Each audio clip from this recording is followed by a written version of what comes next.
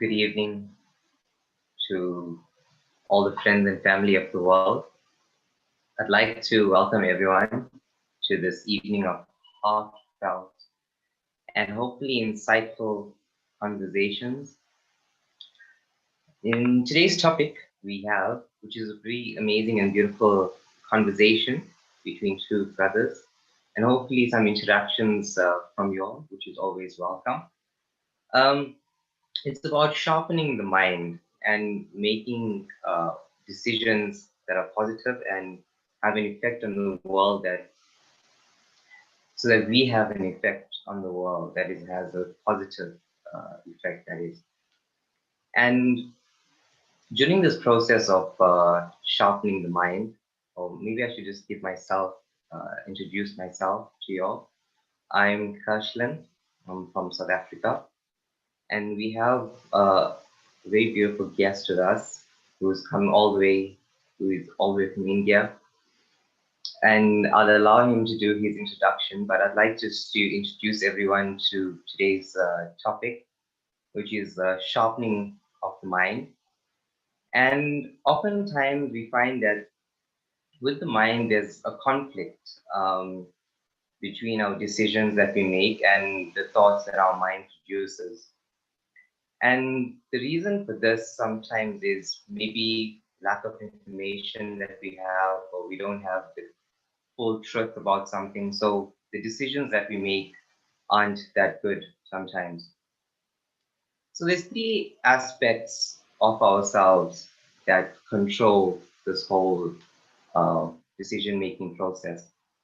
And one is our mind, which produces our thoughts. And those thoughts are produced from a second thing, which is our experiences that we've had in the past. And then we have our control unit, which filters out all the information that comes through the mind. And one of the practices that I have is having a set of values that you have, that you filter your thoughts with. And this helps you to get rid of waste, get rid of anything that you don't need. And this value system that we have is you can have like a hierarchy of values whereby you could have anything at the top of um, your scale. You could have maybe kindness at the very, very height of your scale, whereby you filter everything through kindness or love. But this is just one of the practices that we have to control the mind, because it seems like the mind is just running free. So our control unit, our filtering unit is so important. And that's what we're trying to sharpen. We're trying to sharpen that controlling unit. We're trying to sharpen that filter so that the information that we have and how it comes to us and how it leaves us um, is something that's beneficial to the world, the way we project ourselves outwards. So I'd like our beautiful brother all the way from India to maybe give us an introduction of himself and also a few practices that he has to strengthen or sharpen the mind. To you, brother. So much, Keshlan, for a wonderful start to this little conversation that we would have. And I think everybody who has joined here in the Zoom, I would request everybody to be very participative. And it's not just a conversation between two people, it is a conversation amongst all of us. Um so, to begin with, my name is Shantanu, and I live in India in Mount Abu, Rajasthan. It's a very beautiful place. The nature here is very special, but also beautiful because people here are very special. And so I'm lucky to be living here, and I'm connecting to all of you living in a very beautiful place in the world, Africa. Um, Most of you are from Africa, but some of you might be from other places as well. So, Kashlin, I know you are from Africa, and Yes, so yes. let's introduce ourselves. I have some set of questions for you to introduce yourself. And Okay. first, you introduce yourself with a name, with your name, but you begin your name's introduction with the same alphabet and use the alphabet to identify a value. For example, how I would say is, I am simple Shantanu. So simplicity is the Okay. value that I identify myself with, and I will call myself simple Shantanu. What about you? Okay. So I'm K. So I'm gonna go with kindness. So kindness Kirshland. I like that one. Nice. So others on the Zoom, please write on the chat box to introduce yourself. Introduce yourself with a name and a value that starts with the same alphabet as your name. That'll be a beautiful one. Accepting Avanti. Very nice. Perfect. Yeah, actually Avanti is our host. So she's accepting everybody to come into the Yeah, Zoom. So yeah. yes. So next thing is about my introduction is that I love to spend a lot of time in nature. Because when I spend a lot of time in nature, I see that my observation skill increases, my power to observe increases, my power to identify increases. So I love to spend time in nature. Why do you, Keshlin, love to spend some time in nature? Why? uh, okay, so for me, it's very important for in today's world we talk about mental health and stuff like that, and a lot of people have issues with these situations. But I find that nature has a way of resetting you. You forget about a lot of this rat race that we're in. And even sometimes you don't really need to be in nature. Sometimes seeing a beautiful picture of nature can really reset your mind, you know. So it just shows that it's not really the nature that's doing the resetting of the mind. It's the mind itself that's in control over here. So for me, nature is something that's very close to me. Close to all of us, I feel, because for every one of us, nature is something that we connect to. It's our birth there. It's something that we can find and say is home for us, you know. uh, and I know we've been having conversations of line of the Zoom, and you spoke a lot about travel when we had our conversation. Could you? I like the way you were speaking to me about travel and how travel influences your life. So nature and travel go hand in hand, because usually when we travel for nature, or maybe one part of it, or maybe just the main part of it. But what is it about nature and travel for you that really brings motivation or brings some sustenance to you? What sustenance does travel and nature bring to you? That's a wonderful question, a very deep one. But I also see in the chat box such a beautiful chat box. I mean, I can take this chat box screenshot and probably make a poster and keep it in my room. This is such a beautiful chat box. You know, mindful, Moj, Ramba, beautiful, Devendri, happiness, Hewlin, victorious, Veni, beautiful. So I do this activity even every day. Like one day I can say sober Shantanu, next day it could be silent Shantanu, someday it could be simple Shantanu. So there could Yeah, be. So coming back to your question, Keshlin, I think nature is uh, something that is natural, is always pleasant to the spirit, to the being. Everybody yeah, experience peace and happiness when they are at their natural zone. Something that is artificial, we tend to stay away from it. So traveling is natural. Traveling is natural for everyone. Everybody is eternally traveling. And that's why everybody's on a journey. We say that a seed is on a journey, a person is on a journey. They are growing every day. They are moving from one experience to another experience. So that's again a journey. For me, traveling is quite innate because traveling is something that helps me to learn from my surroundings, from the people around me, and also it helps me to learn the hidden capacities that I have, and also to learn the weaknesses that I might have acquired during my travel. So, traveling supports me in a way to reflect that whether I am attached to a situation or a position or a state of mind, or am I able to leave it and move on. So traveling gives me a power to really to experience that sense of moving on with a lot of grace, like a river, like seeds, how yeah. they travel from one place to another. So it's a lot of things that comes to my mind with when I connect nature and traveling. What about you? Yeah, there's a lot of looking, listening, and learning that you obviously experience when you travel. And you were also saying like it doesn't have to be long distance travel. Can be just to your local village or something that brings newness to you, you know, that obviously enhances your experience of life. And that's the only way you can sharpen a tool is if you use it. If you use your eyes, your mind, your you know, to take in the information that's around you and learn from those experiences. But that's lovely. And in terms of what do you do, just say if you can't travel and you need to find ways to entertain your mind. I know entertaining the mind can be a bit of a challenging one because the amount of, I would say, nonsense we have going on in our mind, it's difficult to control it.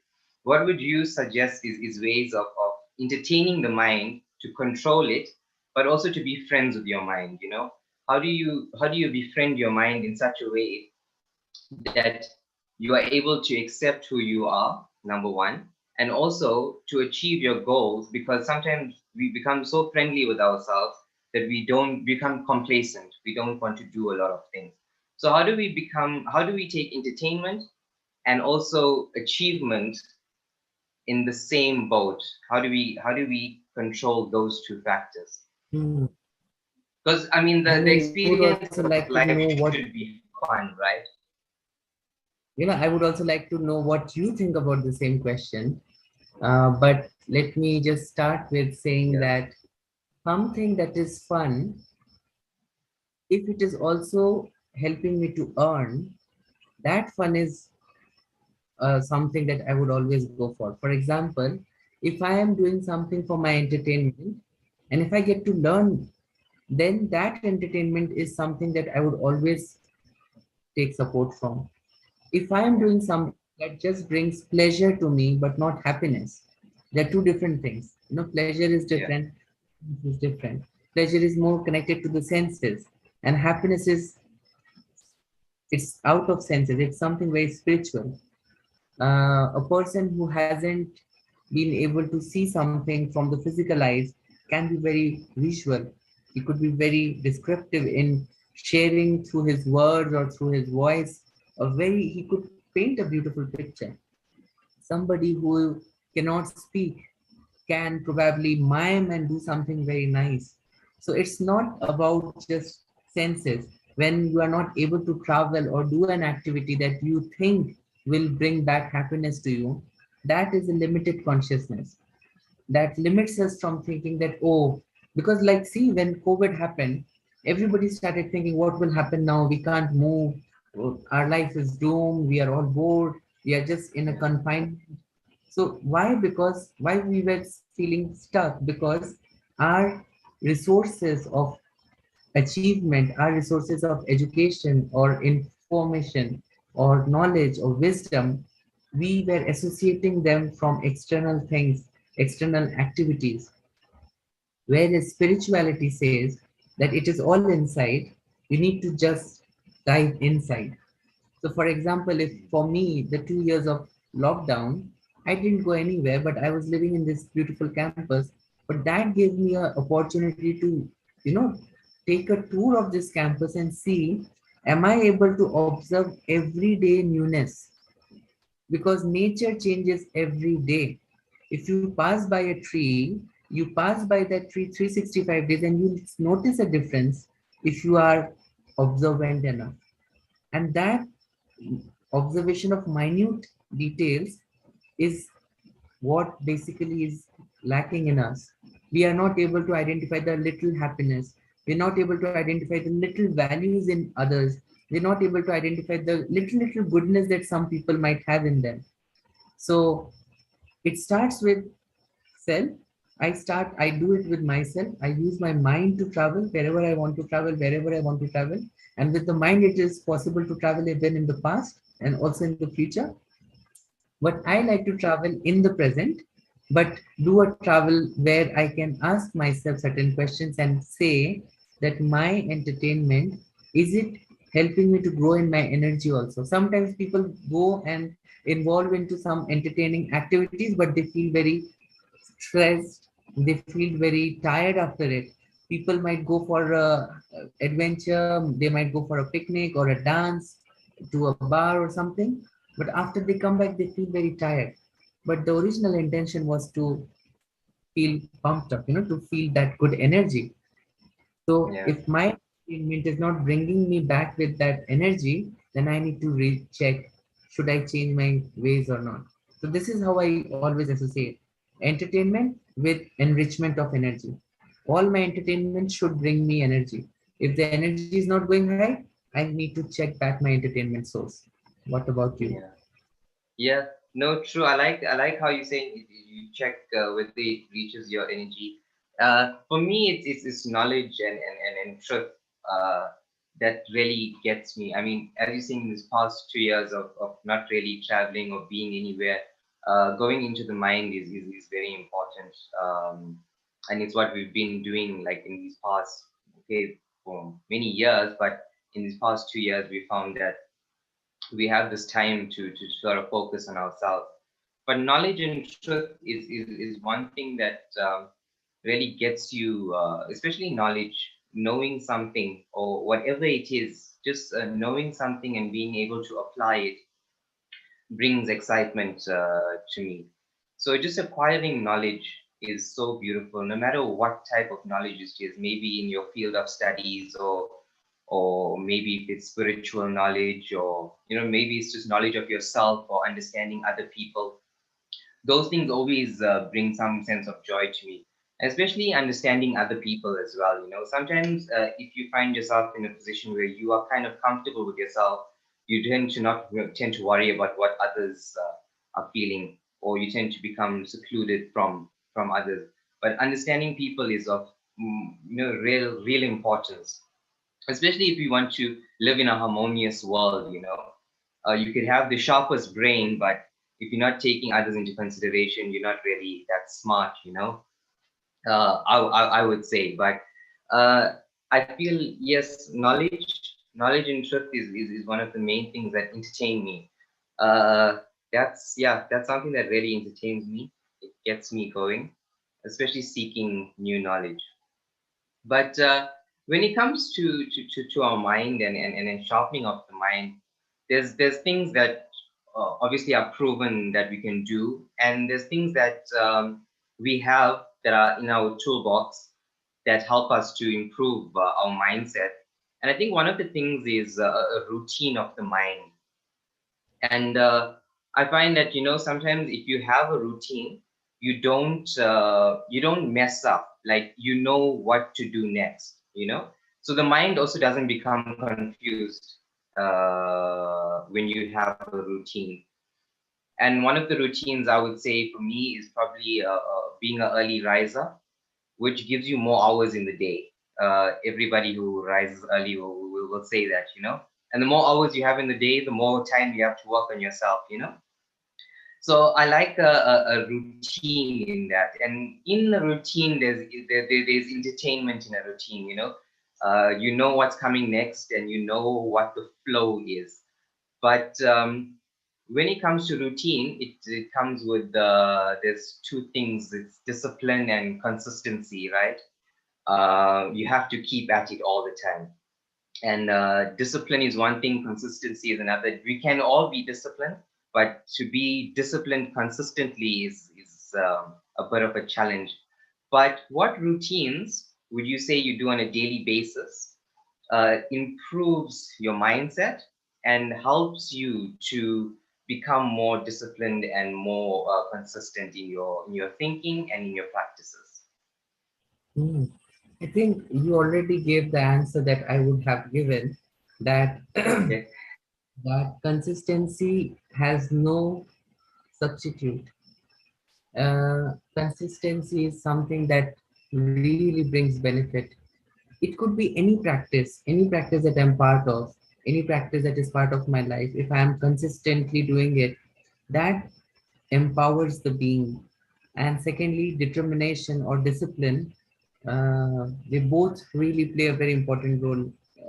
You have to have consistency, but also doing it disciplined, and also doing it in a way that it increases my determination.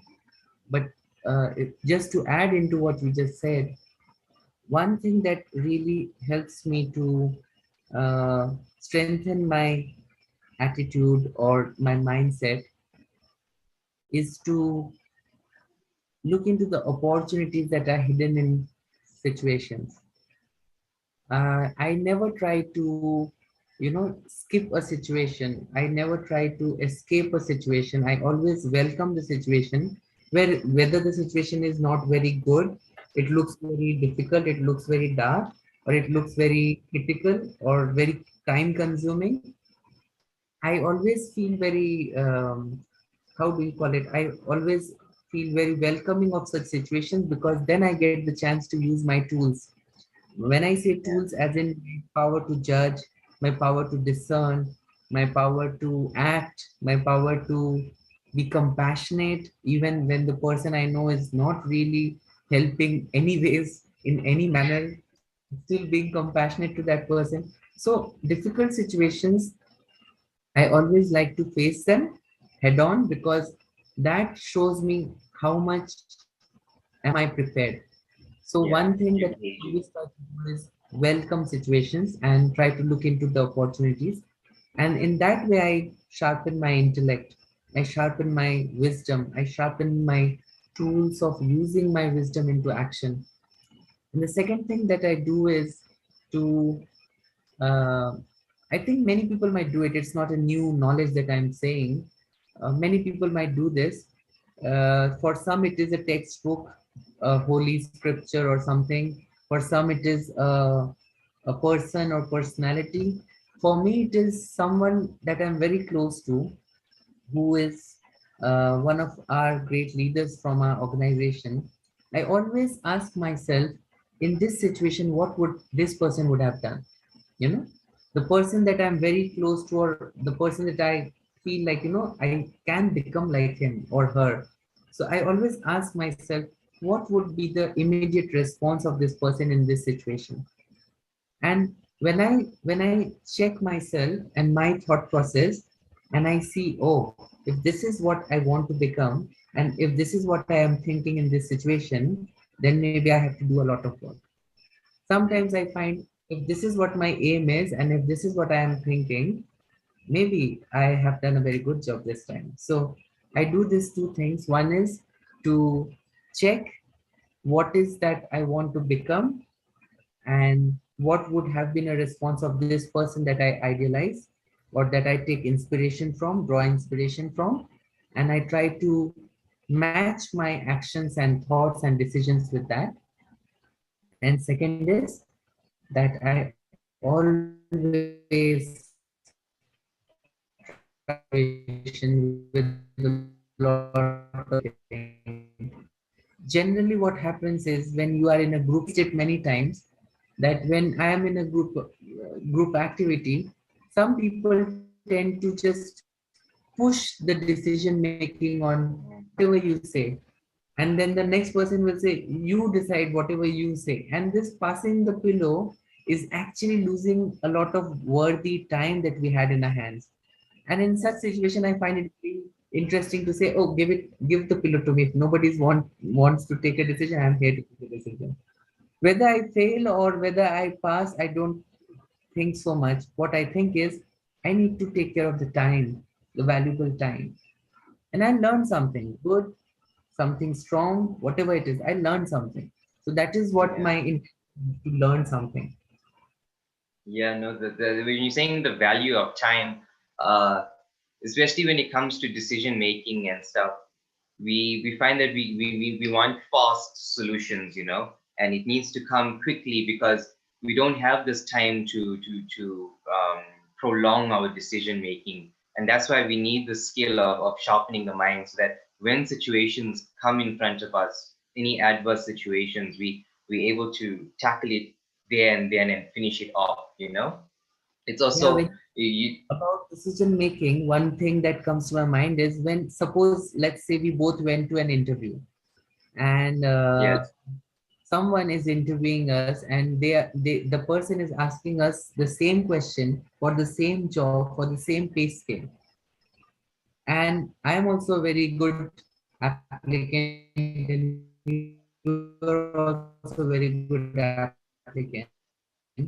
If the right answer, give the right answer, qualified, who would get the job? People in the chat box can write. Even Keshlin, you can answer. Who would get this job? Yeah, yeah, it's going to be you Hmm. kind of broke up there, so I didn't get the full. Uh, Uh, the the question yeah, was, for example, me and you, we both went for a job interview. We both have the same qualifications. We both are extremely talented. And the interviewer asked us one question, and we both answered it correct. Who would he give the job to? that's an interesting one. I guess he'll have to split it between us You are because very there's nothing else to. no, Only one person can get the job. you already said you are kind, Keshlin, na? So you are very kind to split the job into two. But the employer, but Yeah. what he will simply choose the person who have answered first. The one who Ah. has first will get the job. Why? Yeah. Because the employer would see the decision making time for this person is less than this person. In the long run, this is going to be beneficial for my company. Yeah. Sim- When we are at the crux of taking strong decisions, we have to see how much time do we take in taking important decisions. The powerful the mind is, the faster it will take decisions. But actually, in our spiritual sessions, we can come to know that mind is the creator. It creates options. To pick and to choose is the power of the intellect. And that's why we say he is a sharp intellect. We never say he's a sharp minded person. We always use the word sharp intellect.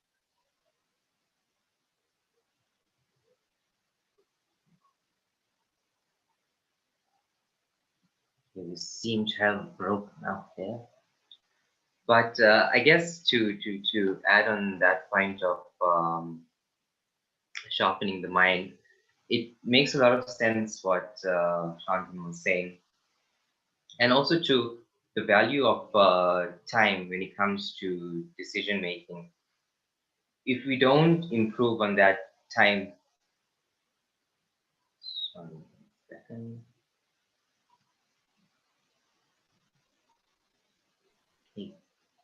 yeah. think Prabhu's So the connection time, has dropped off. yeah, I Sorry, think we have Prabhu's connection's lost. dropped off. He'll Yeah. come back on. Okay. But just to continue, the value of our time, and that's the reason why we trying to sharpen our intellects is because we realize that the time are going by quite quickly. I see we've got Shantum Braff. Yeah. Yeah, but can you continue with what you were saying? Yeah. You were talking about time and decision making. Um, I think you got cut off there. So Yeah, so I was just sharing that time is a parameter that can help us reflect how good my decision making has become, how powerful or strong my mind has become. Because I was just sharing that we never say somebody is sharp-minded. We say he has a sharp intellect, which means the power to decide is something. The sharpness, the expression of sharpness is connected to a tool, cutting down yeah, something. yeah, Blunt or sharp is something to cut, to make a strong expression, to make a strong action. Cutting down ignorance, cutting down confusion, cutting down the darkness. So the sharpness of the intellect helps us to face these situations. And so it is about sharpening the intellect, and sharpening the intellect is connected to asking the right questions. yeah, yeah. But also too, when it comes to the decision making, right? So you have two options, A and B. Both of them give a result because decisions, the end product of a decision is a result, right? But how does one go about making a right decision? And obviously, okay, you said that you base your decisions on a set of values, or a person who inspires you, but sometimes we may notice that we don't know the end result of our decision. Like in the moment, we can see that, okay, I need to do something, right? But we don't know that end result of that action. What makes a good decision? Like we know a good decision, maybe knowing all the facts of that situation will help us to make a better decision on that situation. But just say, for instance, do we not make decisions if we don't have the full information, or do we not act, or do we continue to act and wait for a result afterwards? If you understand what my question is, like, how do we know the result of our actions, to be certain about our decisions? Because that's what it's about, sharpening the mind to make that, to make right decisions. But without knowing the result of that decision, it can become difficult to see, or even to see the result of that decision in the future. How does one go about making these good decisions? Like, what methods do you have other than obviously looking at other people's lives? What happens if we in situations whereby we don't have a reference point? We probably the first person to go through that situation. What does one do then? Hmm. I think to answer this question, I would throw another question to you. Okay. Think of a situation where you had to face a similar situation where you don't know what to decide because you are quite clueless, you don't know what the end would be. And what was your experience? What did you do in such a situation? How did you manage that situation?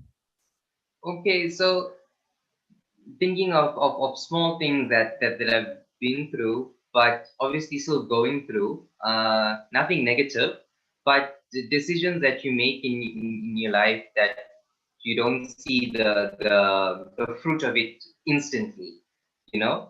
And I think those are the decisions that we worry about the most, like starting a new job or starting a new career path or something like that, you know.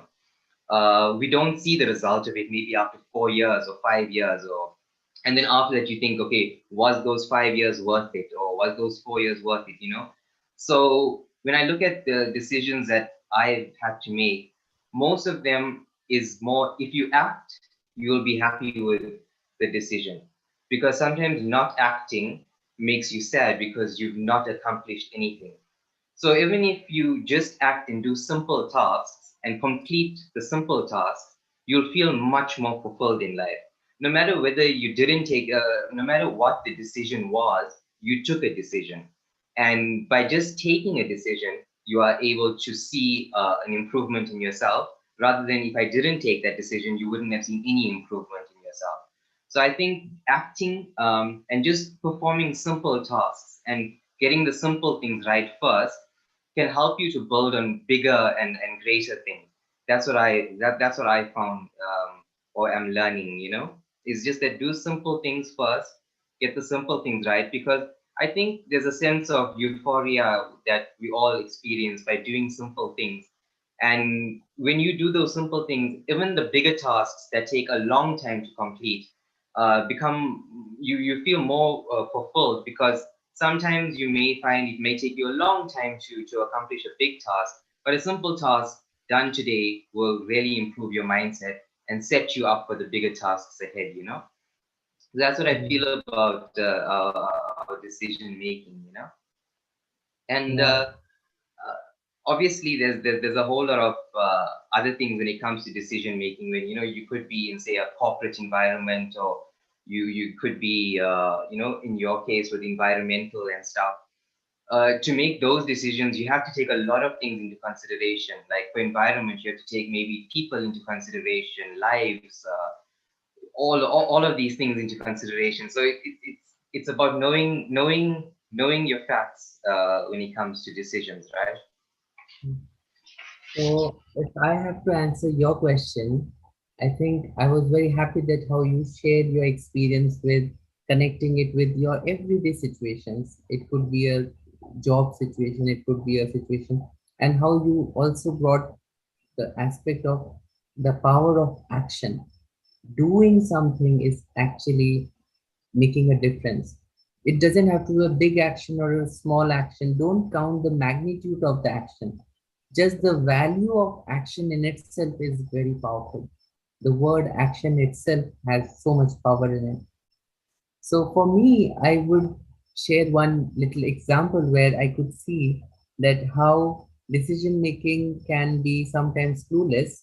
For example, the aspect or the fact that I would like to share is that few months back I went to a 1 month long physical exercise regime, and I have never been a very sporty person. I have been always a person more into kind of laid back lifestyle, sedentary lifestyle, and working a lot in front of the computers. And I have been a lover of nature. Being in the nature is one thing. I can walk kilometers. But if you say you have to do this physical activity every day, I probably am not that kind of a person. And but I wanted to make a change in my own health and in my own physical fitness. So I took a decision of doing Hatha Yoga course. I, who didn't even know what yogasana is, I took a decision of going for a Hatha Yoga course for 30 days. The first day, I asked myself, I am 100% sure I've taken a wrong decision. This is not for me. I cannot survive this because that was such a difficult task for me. When I was taking the decision in the head, when I was not in that situation, it was looking very nice. I was picturing myself doing all, I was picturing myself to be victorious. So everything was just perfect for me in my head. But from the headspace, when I came into execution, the first day I was like, my goodness, how can I be such a stupid to take a decision like this? This is not for me. Yeah, But yeah, then, after, because everybody was able to do it, and I was the worst student in that class. And in my entire career, I have been always the best student. And here I was the worst. So I was like, this is not for me. Tomorrow I am leaving this place. But when I went to sleep, I have a practice. Like how you said, you have a practice of something and you practice it. So I had a practice of rewinding my entire day. And when I was rewinding my entire day, one thing that came in my intellect was, wow, I did this. I took this decision long back. I have been working on it for so long and was not able to make it. But finally, I am here. And that happiness actually took off all the pain that came that day with that exercise. Next day, when I woke yeah, up, I said, okay, let me try another day. Next day was again very tiring. And I said, this is it. Tomorrow I'm leaving. I'll make any excuse. I'll say, my stomach is aching, this, that, what and what not. I'll say something, but I'll leave. But then what happened was, the next day again, I said, it was not that painful as yesterday. So, along with my decision making, what is important is to reflect on my decisions every day.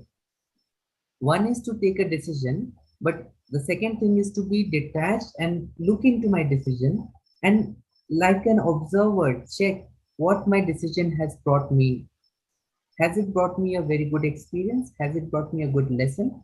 So that helped me, and I finished a 30 days course, and I brilliant. was actually able to achieve what I wanted to achieve. So, Mm, but that didn't happen in a magic. It was an everyday observation of my decision. Decisions are living thoughts. When I take a decision, I'm living that decision for a very long time. It's not just yeah, that I thought this and it finished. It's a living thought, which means I am living my decision. And so it has to be also important to observe the decision quite a good number of times. The one who is observing the decisions is able to rectify them, modify them, bring changes to them. The one who is not observing the decisions would be very adamant on them. And that is somewhere we start regretting our decisions because we are so adamant yeah, on them.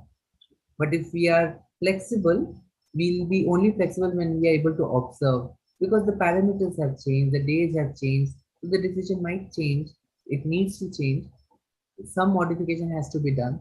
So for me, I remember this incident that really helped me a lot, where I didn't know what would happen because I was putting myself into a situation that I didn't have any idea about. But I had this vision that I would learn something. So if I have that aim to learn something again, I would try to take a decision and see what I'm going to learn from it.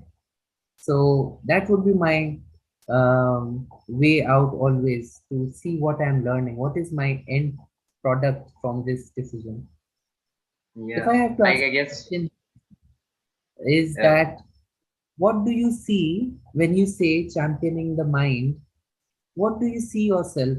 Suppose you have championed your mind, what would be Keshlan like? oh wow.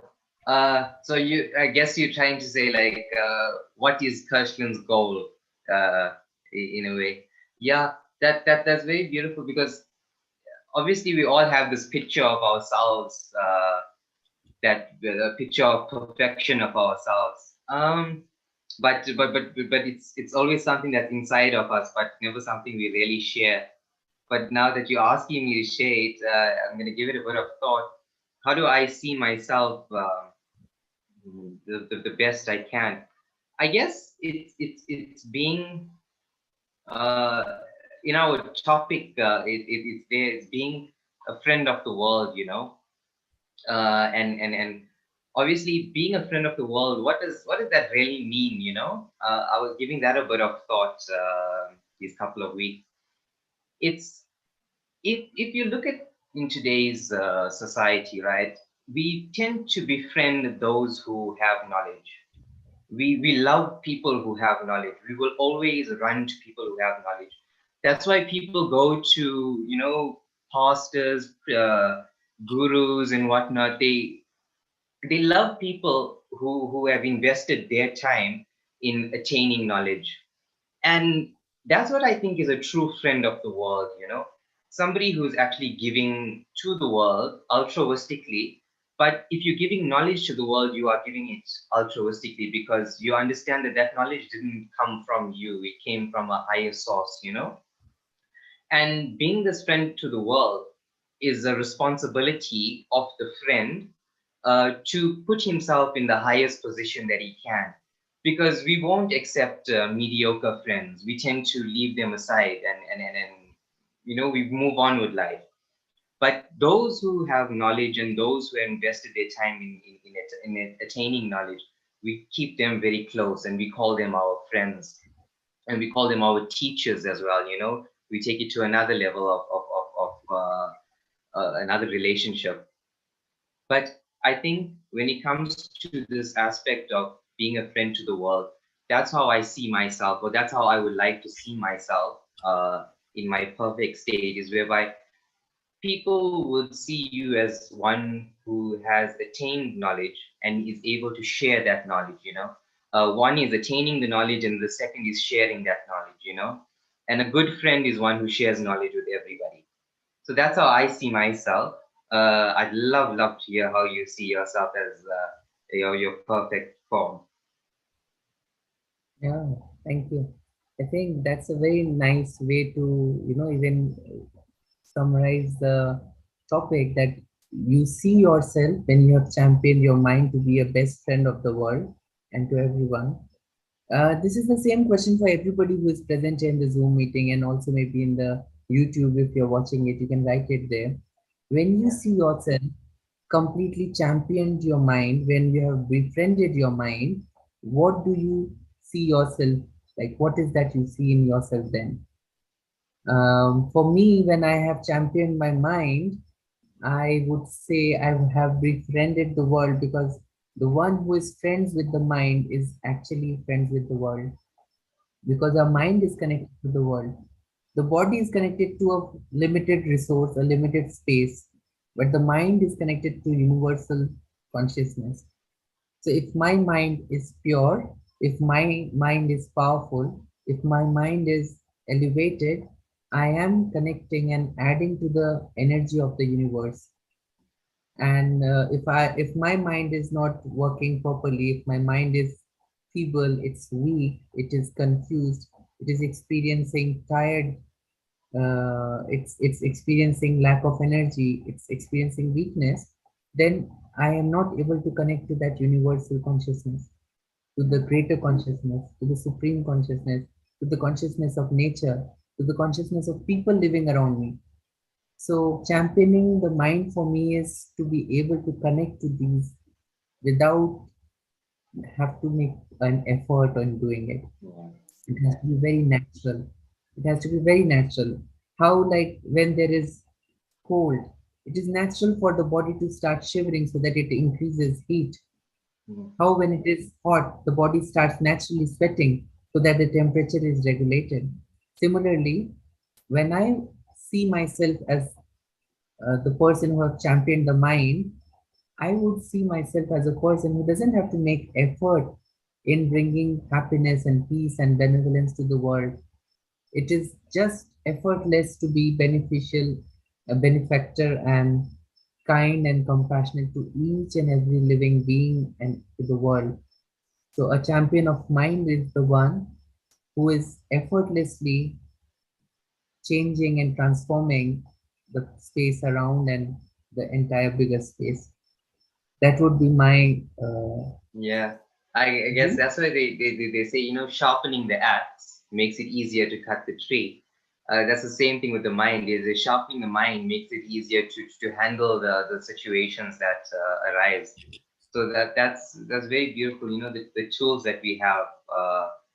We already have the tools. It's just a matter of maybe we forgot how to use it, or we that the use of it at the moment isn't. We're not using it to its full potential.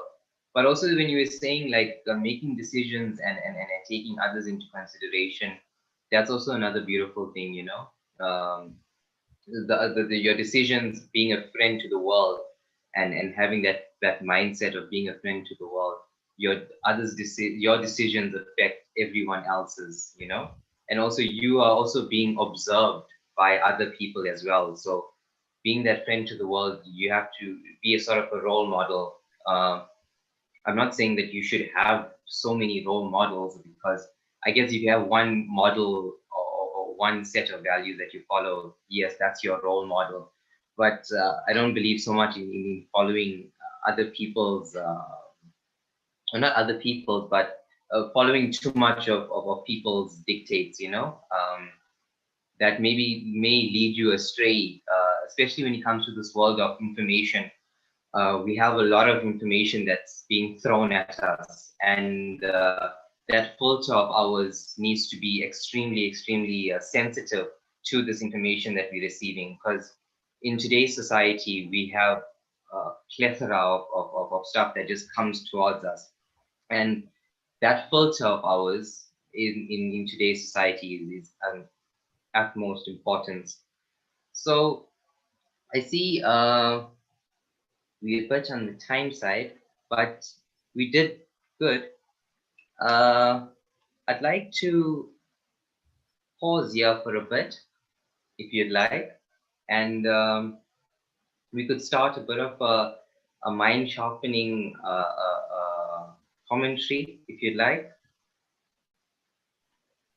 Yeah, so I would start the reflection with where you shared that in today's world, one has to be very uh, positive.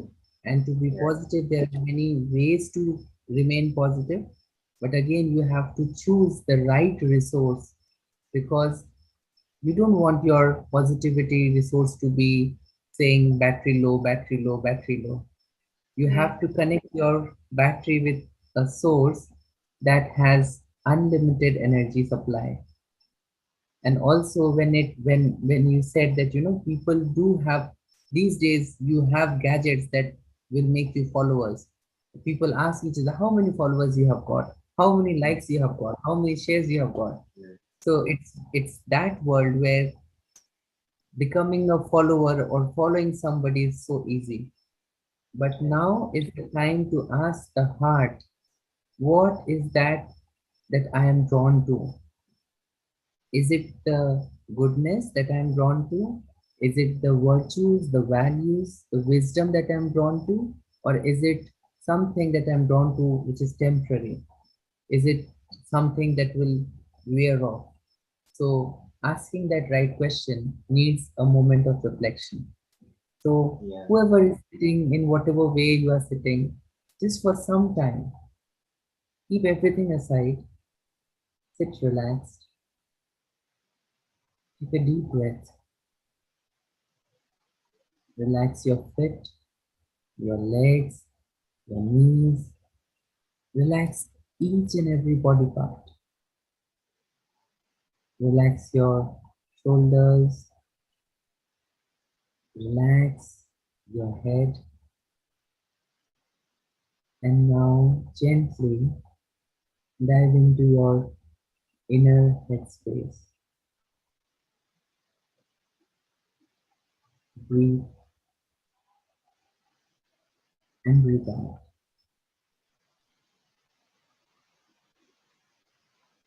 Gently breathe in and gently breathe out.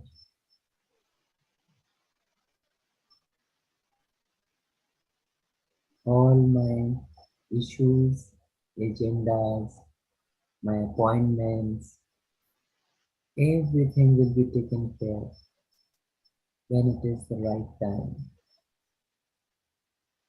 Right now, I am here to take care of my mind. I am here to take care of my intellect.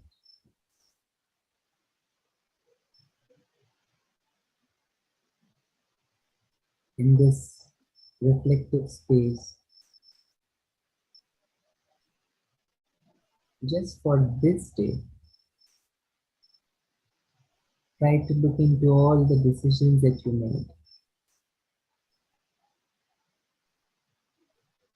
They could be very simple decisions, but they could be very important ones also. Some decisions that might connect with your work. I also took some decisions that was connected to my everyday life, the little choices that I made. Then I made some important choices.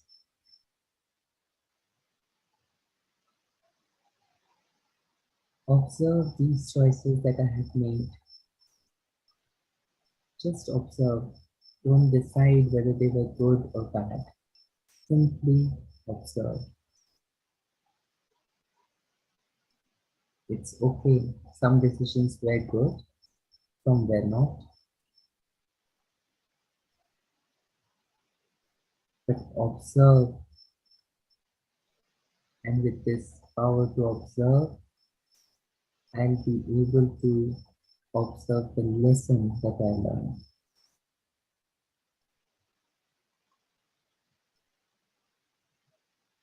What is that lesson that I carry from my decisions today that I made?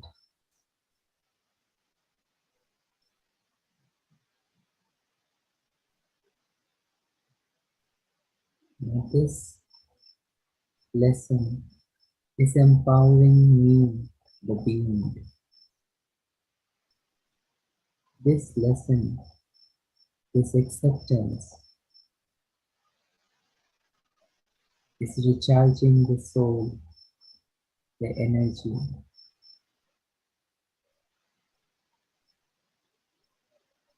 This is bringing reassurance to the being. It is reassuring of the capacities that I hold. It is reassuring of the possibilities that I can create. I am a powerful being with a powerful mind and a very powerful intellect. I create very beautiful memories with all my words and actions. Let's enjoy this moment for some time.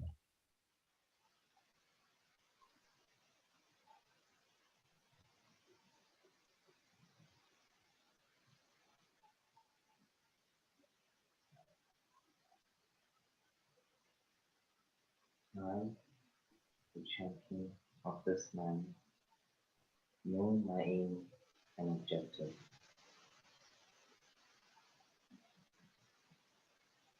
I find the time to champion my man.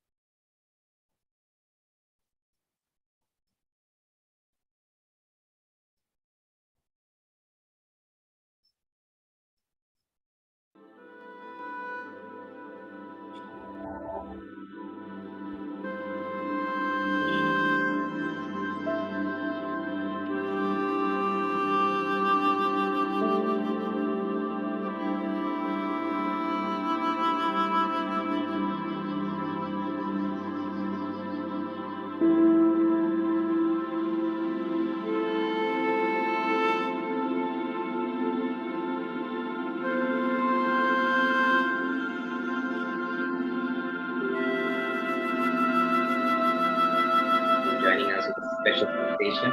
Hello, Sif.